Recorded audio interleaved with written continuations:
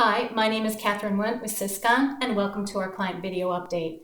I have some considerable amount of information to share with you about the Affordable Care Act.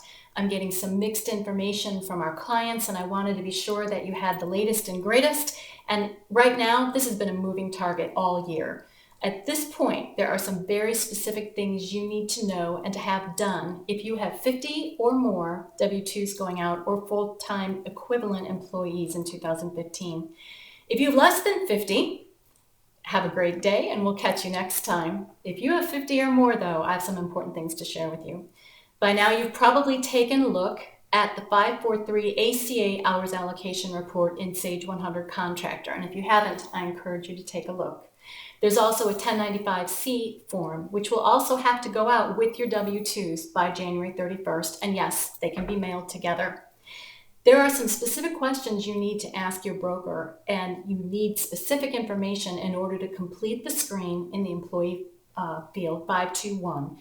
There are 3 rows. You need to have each month filled in, and you need to know who the dependents are, if any, spouse or dependent names. There's a lot of info in that screen. Here are some questions.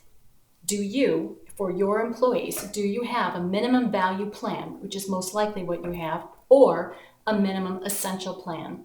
Meeting this criteria is very important. There are expensive penalties per employee for not meeting it, and the employees have some penalties potential for them if they are not being able to prove that they have coverage or that they were provided the option for coverage. Your next question, what is a Series 1 coverage codes? Which ones apply to you for your employees? There are several different ones that involve the minimum poverty requirements. Another is coverage that includes the employee, dependent, or spouse offerings. Another is if they're full-time and eligible, but they're in a waiting period, and then you change the code again the month that they become eligible and accept. What about the Series 2 safe harbor codes? Which one should you use for that? There's a code for the employee who is in a union. If they're part of a bargaining agreement. There's another one for employees that don't enroll but are eligible. There is another box that needs a dollar amount put into it potentially, and because most of our clients have age-based plans, it's a different dollar amount for each employee, so there's not just one number you're going to put in these boxes, and there's one for each month of the year. So have you spoken with your payroll person about these changes, about their procedures and processes for the coming new year? These codes can change from month to month. You need to change your monthly or weekly procedures for the payroll. You need to be checking for these, see if there are changes in coverage, benefit changes, participation changes. There's also an hours report in the 543 screen, as I mentioned earlier in this information. What we've learned is that most of our clients for January and February at a minimum need to clean up the hours for 2015. This is a combination of when the information was actually solidified for the Affordable Care Act compared to when the software was updated and when you may have installed that update. So those need to be cleaned up for 2015. The Employer 1095-C can be printed out of Sage 100 Contractor and is due by the 31st, as I mentioned.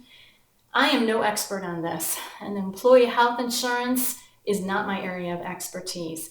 You have a broker and you need to give them a call and get on the phone with them. It will be easiest to make these changes before you archive the 2015 payroll, and there are a lot of fields to be done. And if you have more than 50 people, it's going to take some time. The biggest reason for this video is I have been told by a couple of clients that they don't need to do anything because they have less than 50 in their office. That is not the rule. The rule is 50 full-time equivalents. And if some of them are in the field and covering by the bargain agreement, there's a code you have to supply. Take a look, get with your broker, get educated on this. You have a small window to make this and make the deadlines. And these penalties are significant, so it's worth taking a few minutes to have that conversation as soon as possible and update and be compliant. Thank you for taking the time. We have a link at the end of this email for Assurance Agency, and the 2 ladies who helped me were Sandy and Kim over there. They gave me a lot of this information. They've given us some white papers that you can look at or check out their website if you're having any issues getting the information. Thanks again, and you have a great day.